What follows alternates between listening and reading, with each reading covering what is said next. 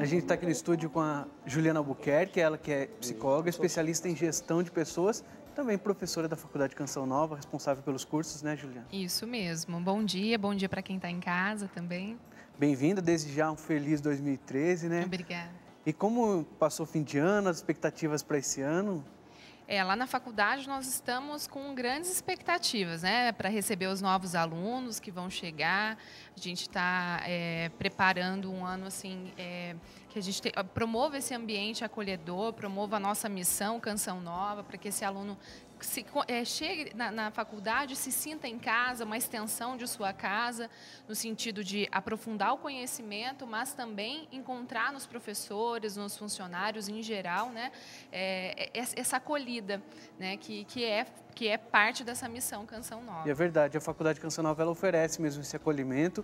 Eu estudo na faculdade, sou aluno, já fui aluno da Juliana, Sim. Continuo estudando e a gente encontra realmente esse acolhimento, tanto nos professores quanto nos colegas. E eu já quero também dar as boas-vindas para os novos colegas que estão chegando na faculdade. Isso mesmo. Juliana, a gente está falando dos alunos, aqueles que vão ingressar na faculdade, mas aqueles também que já estão trabalhando, já estão aí nos vários trabalhos. E o assunto de hoje, né, para começar segunda-feira, como lidar com o chefe. Muitas pessoas já, talvez no domingo à noite, vem aquela preocupação, meu Deus, amanhã trabalho, vou encarar aquele patrão, aquele chefe. Ou talvez o chefe também possa dizer, nossa, eu vou encarar aqueles funcionários. Enfim, mas o objetivo dessa conversa é ajudar as pessoas a melhorarem esse relacionamento. Acho que todas as pessoas, elas buscam isso, né, Juliana? Ninguém fica feliz se não estiver bem numa relação. Acho que por mais que talvez venham os sentimentos, as emoções, com certeza todos querem melhorar, tanto o patrão quanto o funcionário, eles querem melhorar, né? Rodrigo, na verdade, quando nós estamos falando dessa relação patrão-empregado, do líder, né, desse chefe, nós estamos falando de relacionamento humano. Então, o que é chefe hoje, um dia ele foi funcionário, teve oportunidades, aí nós temos várias dentro do mercado para que ele chegue até essa posição, e aí conflitos talvez que não foram resolvidos lá atrás, do próprio comportamento, da sua inteligência emocional, de repente não foi preparado e aí chegou num cargo de liderança e nesse cargo de liderança enfrenta problemas na gestão. Nós encontramos hoje muitos profissionais que chegam no cargo de liderança e buscam esse desenvolvimento nessa área, porque além de você ter uma expertise dentro da sua área de atuação, do negócio, você também tem que ter uma expertise para lidar com pessoas. E aí tem pessoas que podem ajudar nisso. Tem muitas pessoas que podem contribuir com isso, mas o principal é a pessoa se dar conta. O outro, enxergar essas outras pessoas como oportunidades de desenvolvimento, entretanto, essa é uma responsabilidade sua. E aí, quando a gente fala, nós vemos os dois lados. Nós temos tanto dificuldades de pessoas, como você mencionou, que têm dificuldade com o seu chefe, né, com o seu líder, como também tem lá o seu gestor, o seu líder, que tem uma dificuldade na sua equipe. E hoje, com toda essa diversidade de idade, de culturas, né, de jeitos diferentes dentro da organização, nós encontramos desafios ainda maiores, né? Desafios entre idades, né? Então, nós encontramos chefes, líderes jovens liderando pessoas mais velhas, as pessoas mais velhas que já estão lá com tanto tempo de experiência, às vezes encaram isso de maneira negativa. Poxa, um cara muito mais novo do que eu está me liderando, né? Esse, por sua vez, às vezes entra eu sou jovem, já estou aqui liderando, e desfaz a experiência desse. Então, na verdade, em todas as áreas de relacionamento, nós vamos encontrar esses desafios. Esses desafios, eles vêm para nos melhorar enquanto pessoa, enquanto profissionais. Eu não vejo um bom profissional separado da pessoa. Essa visão que precisa ter, né? Exatamente, porque você carrega a pessoa junto. Então, é preciso para desenvolver, para você ter uma boa gestão, são técnicas, essa expertise para o negócio é uma coisa. Você vai procurar em cursos, você vai procurar em MBAs, em pós-graduação, na faculdade. E a questão pessoal, você vai até aprender a fundamentação teórica no curso, mas a prática é sua. Hoje em dia conta mais o controle emocional, vamos dizer assim, o equilíbrio emocional até? O equilíbrio emocional ele é extremamente importante. Nesse momento em que nós vivemos uma pressão, economia mundial, nós hoje temos pressões de todos os lados, temos que acompanhar tudo isso, o mercado, família, os resultados da empresa, os objetivos da empresa. O equilíbrio emocional ele vai fazer toda a diferença numa tomada de decisão, ele vai fazer toda a diferença para que o ambiente esteja melhor, porque um líder que não consegue se equilibrar emocionalmente, ele com certeza desequilibra o restante do grupo. E isso é muito importante, porque muitas vezes seguir as emoções, ela é uma maneira garantida de entrar num conflito. Se a pessoa se deixa levar por essa emoção, a emoção vem, tá à flor da pele, ela pode ser influenciada, talvez a pessoa já tenha trazido aquela emoção de casa, ou os hormônios, enfim, tanta coisa que pode influenciar. Agora, se a pessoa se deixar conduzir por essas emoções, de que maneira então a pessoa pode ser menos emoção talvez e refletir melhor antes de agir? Exatamente. Aí, nós chamamos isso saber lidar com tudo isso é inteligência emocional. Com certeza você não ser dominado por suas emoções, a pessoa que é dominada pelas emoções, ela vai o tempo inteiro estar explodindo, ou chorando, ou brigando, ou sendo, né, ou muito contente, explodindo de felicidade no momento que não é para explodir. Então, esse controle emocional, ele é o diferencial para você ter sucesso nas suas relações. Você não pode não é que você vai tirar o foco da emoção, no sentido de que você vai se tornar uma pessoa fria, mas as melhores decisões, elas são tomadas à medida que eu tiro a emoção, porque quando eu tiro a emoção, eu consigo olhar, dar um passo para trás e olhar aquele cenário e dizer, peraí, né? O que realmente é da Juliana, o que realmente é do Rodrigo, qual posicionamento eu tenho que tomar nessa situação, sem estar contaminado com a minha raiva, sem estar contaminado com a minha tristeza ou com a minha decepção, né? Com aquela decepção que eu tive com o meu chefe. Olhando para trás, como é que para avaliar o cenário, eu preciso olhar de fora, que é um pouco difícil, que seria a terceira visão. Falando em olhar o cenário, é isso que a gente vai ver agora. A gente vai ver uma encenação para a gente entender um pouquinho essa relação e as dificuldades que a gente encontra nesse caminho. Bom dia, Flávia. Tudo bem? Bom dia. Você preparou meus relatórios? Tem uma reunião de diretoria hoje, hein? Como é que está isso? Olha, seu Miguel, ainda não consegui terminar. É muito trabalho só para mim. O senhor sabe disso, né? Pois é, Flávia. A gente já conversou sobre isso. A empresa está entrando com uma situação difícil. Precisamos ter estratégias. Todos têm que estar ligados a essas estratégias. Eu acho que está faltando um pouquinho de empenho da sua parte. Empenho? Olha, eu acho que o que está faltando é reajuste salarial. Eu ganho muito pouco, trabalho muito, o senhor não acha? Nós já falamos sobre isso. É reclamação, pouco resultado. Tem que analisar essa situação. E agora, Juliana, o que você faria nessa situação com uma funcionária que reclama? A gente não sabe quanto é o salário dela também, né? Se ela tem razão ou não. Sim, linhas gerais, né? Nós não vamos aprofundar aí nos detalhes. Mas isso é uma situação muito comum. Eu trabalho com consultoria, né, e com coaching, nós encontramos esse tipo de situação muitas vezes, encontramos empresas que muitas vezes não dão condições para o funcionário, bem como encontramos empresas que dão essas condições e o funcionário está sempre naquele processo de reclamar. Insatisfeito, sim. Insatisfeito. Então, primeiro ponto, quando eu escolho estar num lugar, eu aceito aquelas condições, eu estou dizendo sim, eu vou vender as minhas horas de trabalho por aquele valor que foi acordado entre as partes, né? No contrato vem tudo isso detalhado e a partir do momento que você assumiu esse compromisso, isso é um problema que é seu. Se você está descontente naquela empresa, ela não está te remunerando bem, aí o que a gente fala às pessoas? Se você não está contente, meu amigo, procure outras oportunidades. Agora, você ficar na empresa que contratou, que paga pelo serviço, que foi contratado por você, né? Paga aquelas horas que foram combinadas e mesmo assim você fica num processo de reclamar e justifica, traz essas justificativas de que eu não faço porque é muito trabalho, de que eu não faço porque... E aí entra num processo de reclamação, aí quer dizer, você está optando em continuar naquela situação e prejudicar a empresa que você está. Isso falando, não sabendo das condições da empresa, etc., né? Mas nós encontramos muito isso. Então, se você não está satisfeita, aí as pessoas têm medo de mudar, entendeu, Rodrigo? E talvez um melhor horário, né? O melhor momento, por exemplo, ela queria um aumento. Será que ali era o melhor momento? Ele veio cobrar um trabalho que ela não fez. Aí ela pede um aumento ainda. Exatamente. É querer briga, né?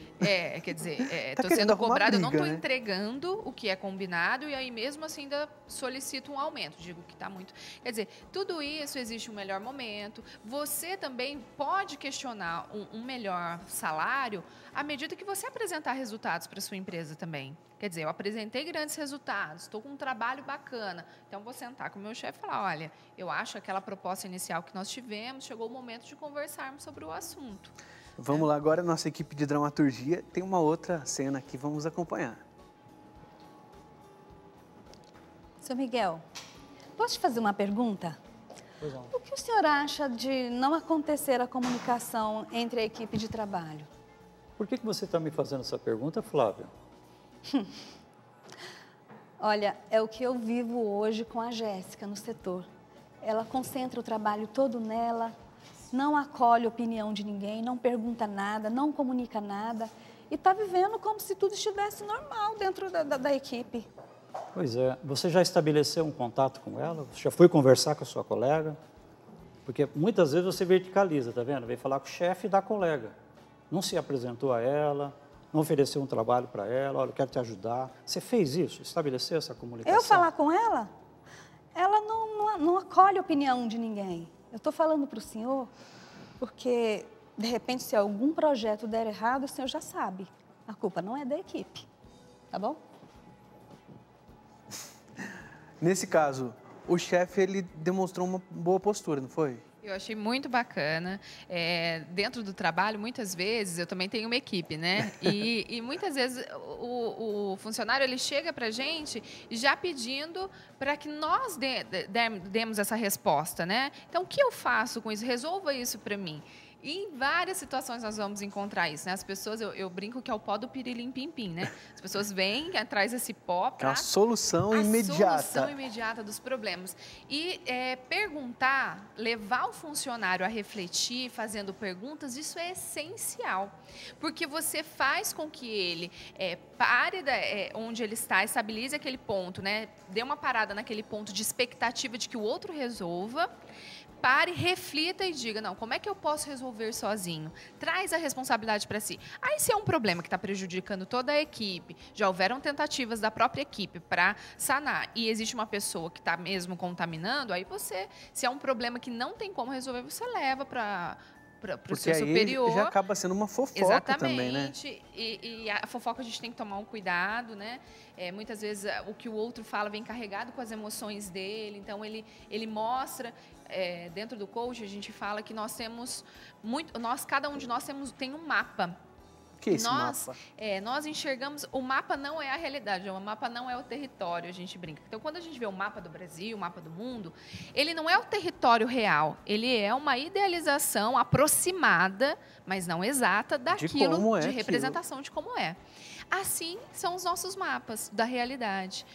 Não quer dizer que aquilo que eu estou vendo e estou me posicionando é a realidade, aquilo é a maneira como eu vejo.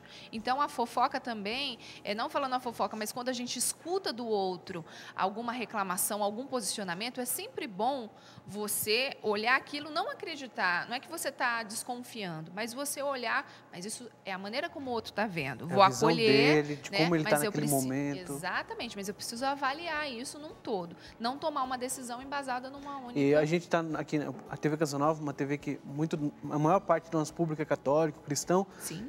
Essa é uma situação que acontece muitas vezes nas paróquias. Sim, os padres eu sofrem também muito tenho com vivência isso. em comunidade. Nas comunidades as pessoas vão justamente para o padre, está acontecendo isso.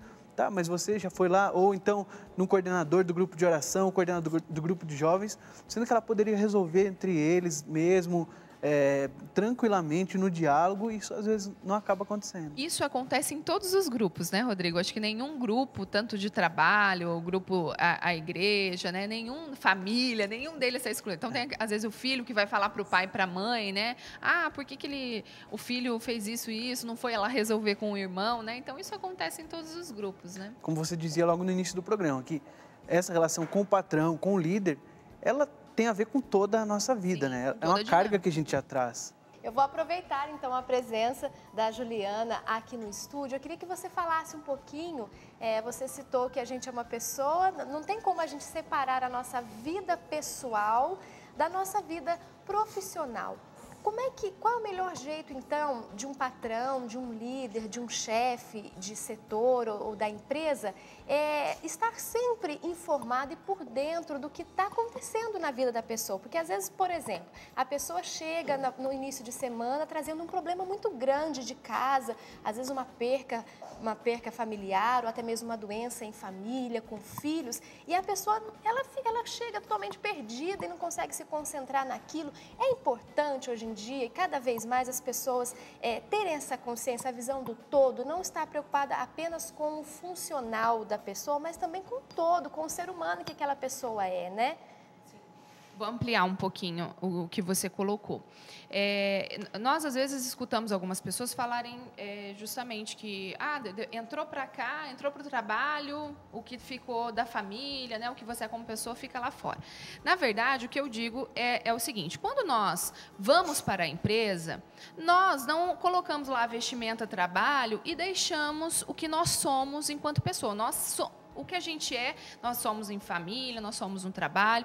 Encontramos algumas pessoas que às vezes têm uma postura muito diferente em casa e no trabalho, às vezes, tem uma postura mais agressiva e chega em casa, às vezes é uma pessoa muito submissa, inclusive, mas aí cada um na sua particularidade. O que a gente precisa ver? Quando nós contratamos alguém, nós pagamos por esse profissional para ele dar esse resultado, aquelas horas de trabalho que foram contratadas. Nós confiamos que esse resultado, que essa pessoa vá dar esse resultado que foi acordado e que é durante o período de trabalho. Entretanto, é preciso que, quando essa pessoa, às vezes, passa por alguns problemas ou situações que requer do seu líder, por exemplo, uma sensibilidade maior de perceber que naquele dia ele, de repente, precisa... eu até me lembrei, enquanto você estava falando, tem algumas empresas que utilizam uma técnica muito bacana, mas, para isso, é preciso ter muita maturidade da equipe. Por isso que a gente não pode usar em qualquer lugar, em qualquer empresa. Eles fizeram smiles, né, aquele roxinho. Quando você está super bem, está pronto para o trabalho, pode cobrar, está pronto para a pressão, você coloca lá o smile sorrindo, né, está tudo bem. Aquele dia que você não está bacana, mas você só coloca no compromisso de que aquele dia você não está bem mesmo, você coloca o smile triste. E aí você sabe que naquele dia, de repente, ele não está bem para brincadeira, ele não está bem para qualquer problema. Só que essa ferramenta é uma ferramenta que ela deve ser muito bem trabalhada e utilizada, porque, de repente, as pessoas podem confundir. Hoje eu não estou a fim de trabalhar? Coloco lá. Ou as outras pessoas não estão preparadas com a maturidade para receber isso e fazem brincadeiras. Tá ruim por quê? Brigou com a esposa? Né? E já fazem brincadeiras negativas. Então, a maturidade ela é muito importante para compreender isso. Um ponto que tem que ser, uma linha assim, que tem que ser muito bem reparada, é que eu tenho que tomar um cuidado para não virar também um pai e uma mãe desse funcionário. Quando a gente fala que é uma família, a gente tem que pensar, tem que ser uma família, eu entendo no sentido do laço, de você se importar, mas tomar um cuidado, porque se é uma família, eu sou a mamãe, eu sou o papai, eu sou o filhinho, quem eu ocupo nessa relação familiar? É o caçula que eu tenho que ficar fazendo as coisas, é o mais velho que eu tenho que cobrar mais, eu sou um pai. Então, essa relação família e trabalho, ela vem de muitas discussões, muitos estudos, porque você tem que encontrar esse equilíbrio. É importante você verificar o profissional, não só como profissional, mas enquanto pessoa, mas tomar um super cuidado, porque, hoje eu não vou cobrá-lo, porque, poxa vida, ele está passando por essa situação. Todos nós passamos situações, todos os dias. Compromete o trabalho, né? E aí compromete o trabalho. trabalho. Então, você percebe que de fato é um desafio e o líder ele é desafiado imensamente nisso, porque ele precisa ter essa sensibilidade de dizer, olha, mas e aí? Escutar, poxa, bacana, o que eu posso fazer para te ajudar? Pode fazer isso? Ok, tudo bem. Então, agora a gente já pode... Então, agora a gente já pode ir para o trabalho, Então, é uma linha muito tênue, que você tem que fazer uma avaliação para não ser um líder que ameniza tudo, que acaba não tratando como família mesmo. Não, eu vou deixar, hoje eu não vou cobrar, e a pessoa se acomoda nessa posição. Que é o paternalista, né? Que é o paternalista, exatamente. E aí você se torna... Nós temos muitas empresas assim. É muito difícil trabalhar com empresas assim, porque as pessoas estão acostumadas a receber. E aí entra também a centralização. Centralizam e as pessoas estão acostumadas a receber. Elas não se responsabilizam pelo seu trabalho, pelo resultado que ela tem que dar. Ela está acostumada que tem alguém que faz. Né? Então, tem que enxergar assim como pessoa, mas o tempo inteiro focando. Ok, eu posso te ajudar nisso, mas vamos focar aqui no trabalho, as suas responsabilidades, sempre lembrando qual é a responsabilidade, por que ele está ali. Né? E se a pessoa não tem condições, você também tem que ajudar essa pessoa a mostrar que ela, naquele momento, de repente, não está em condições. E se for necessário mesmo ela levar uma situação pessoal, que não tem como ela fugir daquilo, né? Olha, aí tem que encontrar o melhor momento, né? Pessoalmente falando, eu acho que a questão de levar situações pessoais para o trabalho, a gente tem que tomar muito cuidado para quem fala, com quem fala, porque de repente o outro tem alguém que ele se confidencia também, conta alguma coisa e de repente a sua história já está na empresa, para todo mundo saber. Né, ou está no grupo de oração, ou está na igreja, né, em qualquer lugar que nós estejamos. Então, tem que ter... eu acho que no trabalho a gente tem que procurar ser bem assim, sigiloso com as coisas que são nossas, procurar se confidenciar com alguém fora dali, para que aquilo, a pessoa consiga ter uma avaliação de você separar. Né? Mas Perfeito. Não desconsiderando a pessoa. E nós vamos assistir agora uma matéria falando sobre assédio moral. Uma das coisas, é um assunto sério e que acontece e que está bem relacionado ao tema do nosso programa de hoje. Vamos entender um pouquinho sobre esse assunto. Cidade do emprego. Foi isso que levou Vera a se submeter a uma situação extrema de constrangimento. Todos os dias, a minha bolsa ela era revistada na entrada e na saída. E uma vez por semana, nós éramos revistados, assim, de ter que tirar roupa para ver se a gente não estava levando nada da empresa. Para esta advogada e autora do livro Assédio Moral nas Relações de Trabalho, a violência tem evidências. Gestos, palavras, atitudes, medidas adotadas pelo superior hierárquico e que vise denegrir, humilhar, vexar, rebaixar o trabalhador, conduz ao assédio moral. E em algumas situações, o problema fica claro. Muitos empregados, quando voltam das férias, chegam no ambiente de trabalho, já tem que verificar que ocorreu rebaixamento de função, retirada de instrumentos de trabalho da sala. O assédio atinge a autoestima da pessoa e gera um sofrimento oculto, em que, na maioria dos casos, a pessoa se recusa a falar, carregando todo o peso sozinha, o que pode gerar problemas graves. Depressão, ansiedade, dores de cabeça, gastrites. Aceitar o assédio favorece o assediador. Com isso, o autor do assédio acaba atingindo seu intuito, que é excluir a vítima do assédio da organização do trabalho, forçar um pedido de demissão, né? Ver a vítima padecer o rebaixamento profissional, a queda da produtividade. Toda empresa é responsável por um ambiente sadio de trabalho. Se o empregado sofre humilhações, constrangimento ou situações vexatórias ou de perseguição por um chefe ou um colega de trabalho, eles podem ser responsabilizados judicialmente pelos atos. É relevante para a área jurídica, porque gera direito à reparação por dano moral. O assédio moral não é novidade. A tendência é aumentar por conta do modelo de gestão que as corporações usam hoje em dia. Porque ele, empregado, vitimado pelo assédio moral, vai produzir menos. Ele vai se tornar improdutivo, ele vai ser afastado por motivos de saúde da organização do trabalho. E o empregado que sai, que se afasta do ambiente empresarial, ele gera rotatividade de mão de obra. Isso é um mau negócio para a empresa.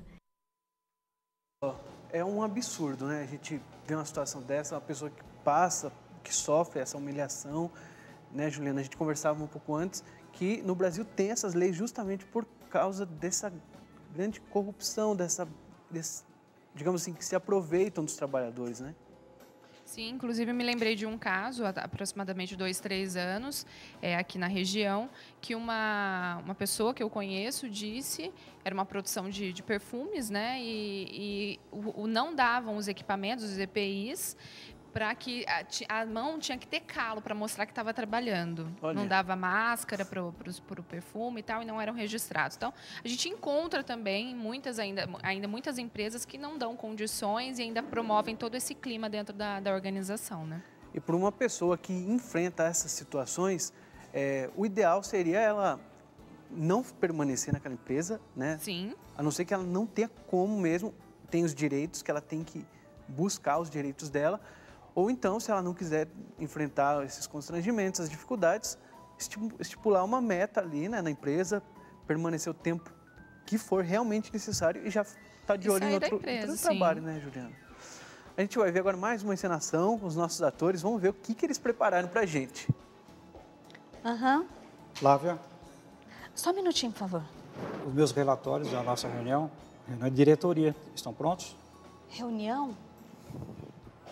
Eu não marquei essa reunião, é para hoje? Como? Você deve ter agendado em algum lugar, anotado em algum lugar, é para hoje. Me desculpa, mas eu não anotei, eu esqueci. Puxa vida. Por favor, pega o telefone, liga para todos agora, agenda para o final da tarde de hoje. Mas atenção, né, Flávio? Já não é a primeira vez. Anota, agenda, por favor. Eu vou liga ligar imediatamente. Olha aí.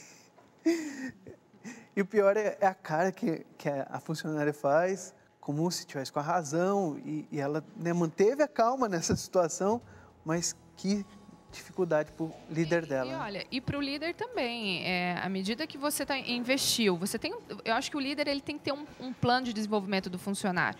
E se ele não está respondendo, tem um mercado aí de oportunidades de outras pessoas, né, que você pode colocar no lugar, porque existem aquelas pessoas que estão no aprendizado e outras que não fazem por enrolação mesmo, né? Então, por isso que eu disse que o líder é um desafio mesmo, porque ele tem que estar muito sensível a tudo isso, perceber, para conseguir tomar a decisão correta. E aí o controle emocional que ele precisa ter na hora para como reagir diante dessa situação, né? Pediu várias vezes, a gente está vendo desde o começo do programa ele pedindo esse relatório. Sim. E ali tratando de coisas pessoais no telefone, resolvendo coisas. As regras de trabalho também têm que estar muito claras desde o início. Talvez né? tenha faltado isso também. Quando a gente inicia qualquer trabalho ou grupo, é imprescindível que você coloque as regras, tá? Para que depois seja combinado e depois você diga. Porque depois o funcionário diz, mas eu não sabia, ninguém me falou, ninguém me informou, né? E vamos lá rapidinho, algumas dicas de como lidar com vários tipos de patrões. Hoje, segunda-feira, o patrão talvez está mal-humorado. Como relacionar com o patrão mal-humorado? Olha, primeiro, para o mal-humorado, até a alegria, às vezes, do outro, né, incomoda, né? Então, eu acho que a gente vai ver que para todos os chefes a gente tem que ter um respeito um pouco pelo jeito do outro, né? É claro que você só muda o outro, não com palavras, mas através do próprio exemplo e quando ele enxerga isso. Então, você não vai deixar de ser cortês, de dizer bom dia e tal, mas respeite o espaço dele, também, não se aproxime tanto, né? Responda rapidamente, entregue, né, os resultados, procure respeitar o prazo. E aquele patrão que não tem limites, que no sábado e domingo ficou ligando para o funcionário, pedindo tarefas, confiando a ele tarefas no domingo, no sábado. Coloque limites. De que maneira? Olha, a transparência é sempre a melhor ação para você tomar em qualquer um dos chefes, em qualquer relacionamento, você ser transparente. Se você não dá um limite para o outro, até porque isso depois pode gerar um passivo trabalhista, né? Então, estou sendo acionado sábado e domingo e tal, então eu acho que você tem que ser transparente, franco, poder fazer dentro do horário semanal, conseguir cumprir os prazos com ele dentro do horário da semana e fim de semana, a não ser que você seja um cargo de confiança, que aí você com certeza é acionado, mas já está incluso dentro do seu contrato. Talvez a pessoa chegar para o patrão e dizer, olha, não pude atender o telefone, estava com a minha família, era um momento importante, né? É a transparência, mesmo. Olha, eu tô no momento, não tem como. E aquele chefe centralizador que só ele quer fazer e não dá oportunidade para os funcionários? Esse centralizador, para você, primeiro, eu acho que é importante ganhar a confiança dele. Não passe por cima dele também no processo. De passar, porque se você descentralizar, ele também pode sentir desconfiado e também boicotar o seu trabalho. Primeiro, pega essa confiança com ele e vá dando feedbacks, mostrando que você também consegue fazer, né, o seu trabalho sem precisar tanto. Ele precisa sentir que pode confiar em você. Perfeito, Juliana. A gente agradece a sua participação aqui no nosso programa. Suas dicas foram ótimas, com certeza ajudaram muita gente. Então, muito obrigado. Eu é que agradeço. Estou começando meu ano bem aqui, né? Que bom. Então, bem-vinda. Essa é a primeira de muitas outras. Deus quiser.